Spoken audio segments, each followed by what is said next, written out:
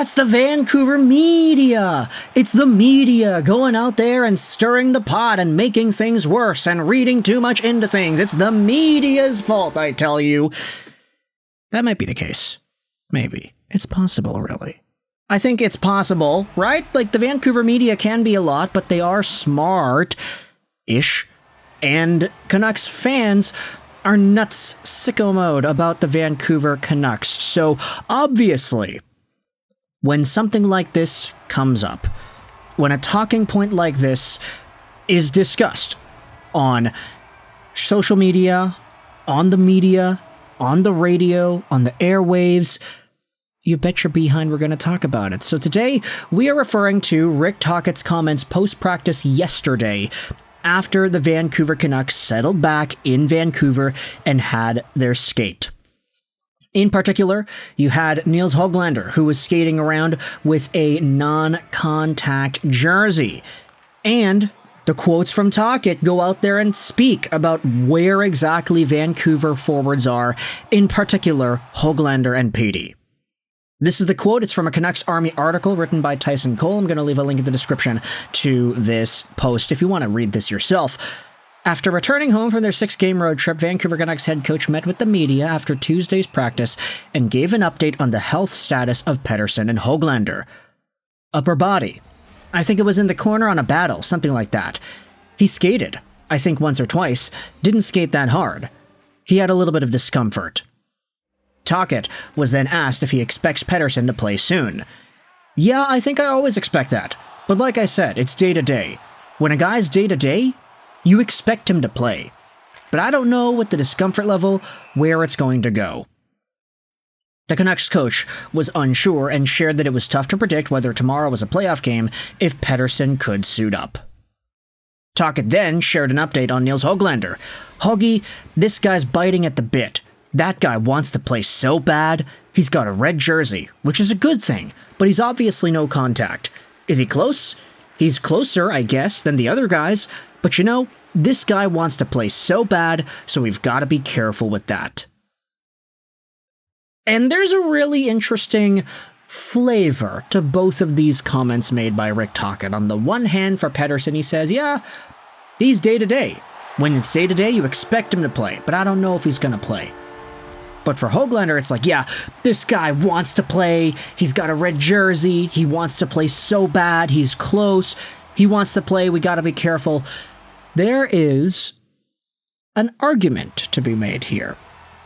And this argument was posted about on Sportsnet 650. It was the crossover between Sportsnet 650's Canucks Talk, Jamie Dodd and Thomas Drance, and the folks on Donnie and Dolly. Of course, it is Donnie, and it is Dolly. It doesn't sound like Rick Tocchet is all that impressed with what's going on with Elias Pettersson right now. And essentially the main idea that the folks on the show are talking about is it too much to read into Rick Tocchet's comments on these guys? You note that he's really praising Hoglander. Oh, that guy wants to play so bad.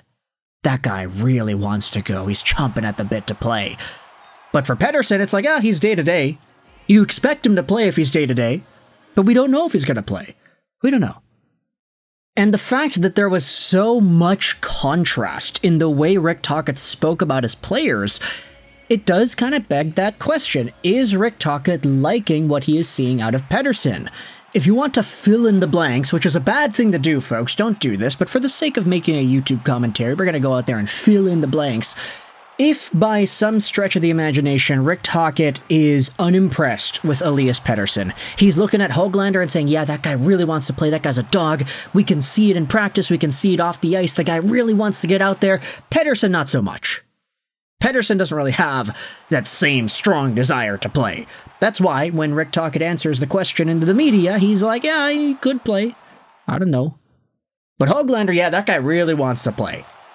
There's a lot of contrast, and it begs the question, is that worth paying attention to?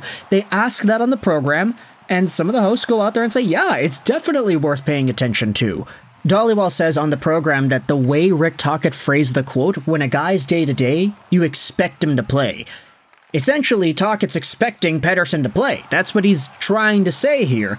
but for whatever reason, he's not going to, or we don't know when he's going to be able to come back. And at this point, it begs the question as to whether or not Rick Tocchet is thinking about this right. If we want to come to these conclusions, which they're not 100% correct, you know, they could definitely be just reading into some comments made by one guy at one particular time.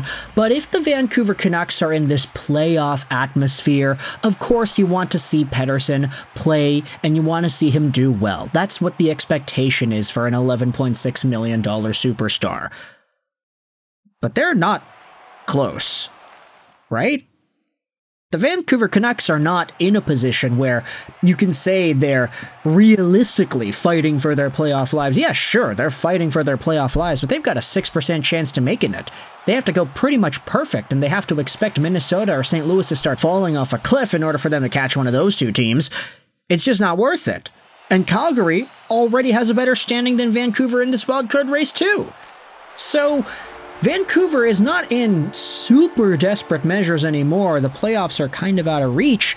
With this in mind, is it really appropriate to potentially rush back in ELIAS Pettersson? Pettersson's day-to-day, but Tocchet said there's still uncertainty there. You know what that says to me? That says to me that Pettersson's not healthy. But Tocchet's going out there and saying in the media, yeah, if you're day-to-day, you expect him to play. You expect the guy to play if he's day-to-day. Meanwhile, Hoglander, yeah, he really wants to play. That guy, chomping at the bit, he really wants to come out here and play. There's contrast there, and it seems like Nils Hoglander is displaying some sort of a willingness to play that Pettersson may not be, and that's coming off in the way Rick Tocchet talks about both of these guys in the media. Maybe tossing Pettersson under the bus, or kind of being frustrated with the way that he doesn't have that same desire to play like Hoglander does. And the question is that really the right response? Is it appropriate to go out there and play Pettersson? Would it not be better to let him rest? I don't know. Here's a reply from Sap to the entire Pettersson-Tocchet discourse that's been going on over here. He says this: the vitriol that Rick Tocchet shows for ELIAS Pettersson is repugnant, and quite frankly, it's asinine that people will view this as anything other than what it is, an extreme bias against this player. Pettersson is injured. Let the man rest. It's been clear for some time now that EP40 is not a Tocchet guy or a Tocchet player. The question is it warranted? What could possibly be the reason that Tocchet has randomly selected EP as not his guy? I believe it's that Pettersson's success is predicated on playing a style of hockey that doesn't mesh with Tocchet, a style that Tocchet has time and time again claimed doesn't work in the NHL. More of that east-west, hold on to the puck, regrouping kind of style. That opens an entire other can of worms as to the way Rick Tocchet utilizes his players and whether or not it's really appropriate in today's NHL, whether or not Rick Tocchet killed the Andrei Kuzmenko-Pettersson connection, and whether or not that would have been better otherwise. Let me know your thoughts in the comment section below. How do you read the Pettersson-Hoglander contrast in the way Rick Tocchet mentioned both of these guys in the media yesterday? And do you think it's really a point to be talking about? Is it something that we should be bringing up here? The folks on Sportsnet 650 and Donnie and Dolly went out there and talked about it. They said it's, hey, there's noticeable contrast, therefore it's something we need to talk about. So I'm making this video out here to ask, do you think Rick Tocchet is frustrated with ELIAS Pettersson? Do you think there's a bias there against ELIAS Pettersson? Obviously, Peter doesn't play the same style as Hoglander, and one of them plays a lot more of a Tocchet-type style.